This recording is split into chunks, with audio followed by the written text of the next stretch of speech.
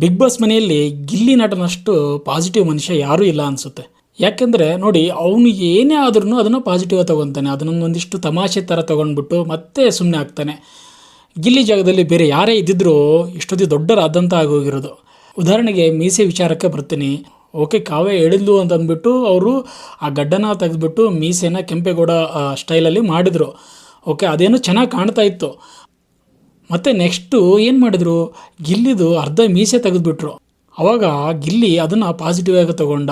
ಅದಲ್ಲದೆ ಪೂರ ಮೀಸೆ ಗಡ್ಡ ಎಲ್ಲ ತೆಗೆದ ಮೇಲೂ ಕೂಡ ನಾನು 10 ವರ್ಷ ಹಿಂದಕ್ಕೆ ಹೋದೆ, ನಾನು ಸ್ಕೂಲ್ ಡೇಸಿಗೆ ಹೋದೆ ಅಂತಂದ್ಬಿಟ್ಟು ಅದನ್ನು ಪಾಸಿಟಿವ್ ಆಗಿ ತೊಗೊತಾನೆ ಅಲ್ರಿ ಮನುಷ್ಯ. ನಿಜವಾಗ್ಲೂ ತುಂಬ ಇಷ್ಟ ಆಗ್ತಾನೆ. ಆ ಜಾಗದಲ್ಲಿ ಬೇರೆ ಯಾರಾದರೂ ಇದ್ದಿದ್ರೆ ಅಯ್ಯೋ ದೊಡ್ಡ ರಾಧ ಅಂತ ಆಗಿಬಿಟ್ಟು, ಅವನು ಎಂಟರ್ಟೈನ್ಮೆಂಟ್ ಅಂತ ಇರಲಿ, ಅವನು ಆಡೋ ಟಾಸ್ಕ್ ಇರಲಿ, ಅವನ ಮಾತಿನ ಪಂಚ್ಗಳಿರಲಿ ತುಂಬ ಅದ್ಭುತವಾಗಿದೆ. ನನಗೇನು ಅನಿಸುತ್ತೆ ಅಂದರೆ ಈ ಸಾರಿ ಪಕ್ಕ ಗಿಲ್ಲಿ ಗೆದ್ದೇ ಗೆಲ್ತಾನೆ ಅನಿಸುತ್ತೆ. ಟಾಸ್ಕ್ ವಿಚಾರ ಇರ್ಬೋದು, ಬೇರೆ ಯಾವುದೇ ವಿಚಾರದಲ್ಲೂ ಗಿಲ್ಲಿ ತುಂಬ ಆ್ಯಕ್ಟಿವ್ ಆಗಿರ್ತಾನೆ. ಮನೇನಂತೂ ಪೂರ್ತಿ ಆ್ಯಕ್ಟಿವ್ ಆಗಿಡೋದಂದರೆ ಅವನೊಬ್ಬನೇ ಅನಿಸುತ್ತೆ. ಗಿಲ್ಲಿನ ಬಿಟ್ಟರೆ ಮನೆಯಲ್ಲಿ ನನಗಂತೂ ಸದ್ಯಕ್ಕಂತೂ ಯಾರೂ ಕಾಣ್ತಾ ಇಲ್ಲ. ಸ್ವಲ್ಪ ರಕ್ಷಿತದು ಸ್ವಲ್ಪ ಚೆನ್ನಾಗಿ ಅನಿಸುತ್ತೆ.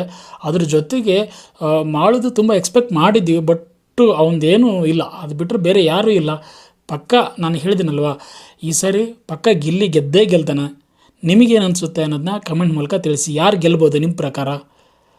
ದಯವಿಟ್ಟು ಕಮೆಂಟ್ ಮಾಡಿ.